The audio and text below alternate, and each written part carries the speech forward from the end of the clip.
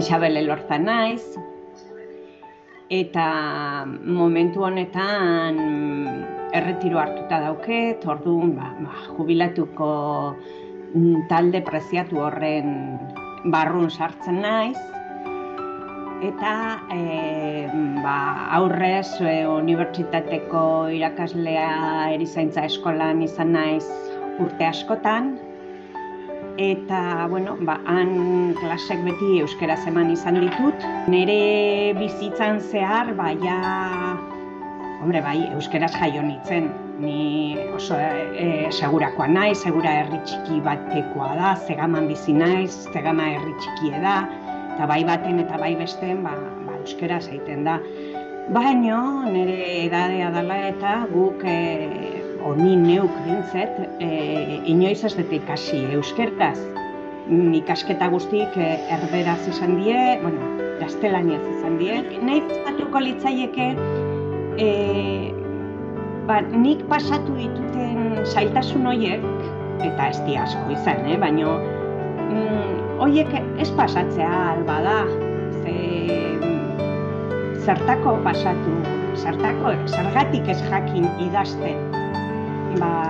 Alde batetik nik hasi nintzenen, oraindik batua eratzen naizan. Gaur egun jorratuta daukeu nahi batzue, baina orain dela 42 urte, oraindik nahiko lantze on. Eta, alba da norbaiti, alba zaio errazti euskararen erabilera, nik ez.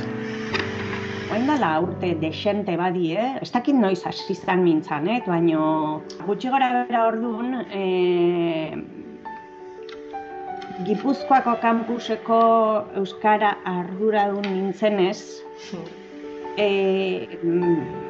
ikusi non sorrera, mintzaneteko sorrera, eta beti pentsatzen nago, ni hor apuntatu beharko nintzeke, lagundu beharko nuke.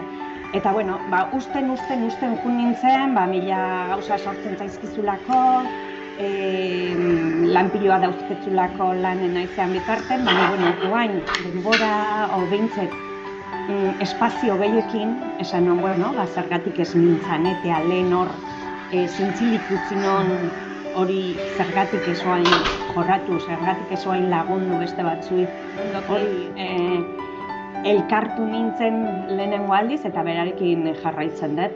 Mutil jatorra da, alaie da, oso hiztune da, eta, ikusten da bere ohiko hizkuntza ez dela euskera, baina, Santiago de Txipilen dago.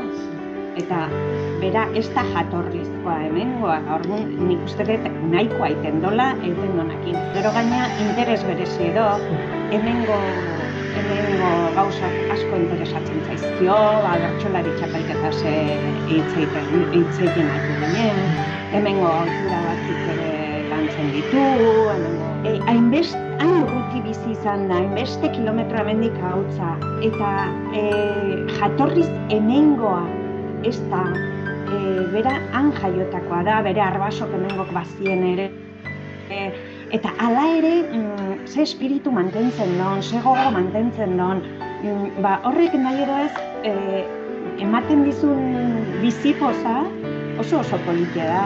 Hizkuntza bat ikasten edo aizeanen, beti nahi dezula bertako jendea entzun. Orduan, nahi pasatzen zat, ni guain nahi frantsesa ikasten. Eta arazoa ez da frantsesez bizi guztin lehitu deu eta ondo irakurtzen deu, baina arazoa da frantses jatorrizko bati ulertzea. Ze, hasten dienen azkar hitzaiten, pilatu egiten zaizkigu informazioak eta ezin deu. Orduan nik nahiko nuke mintzanet bat frantses batekin, frantsesa lantzeko. Orduan, pentsatzen dut pertsonak nahiko luketela euskara landu nahi duenak mintzanet bat, euskara norbait, jatorrizko norbait, nekien bat entzuteko.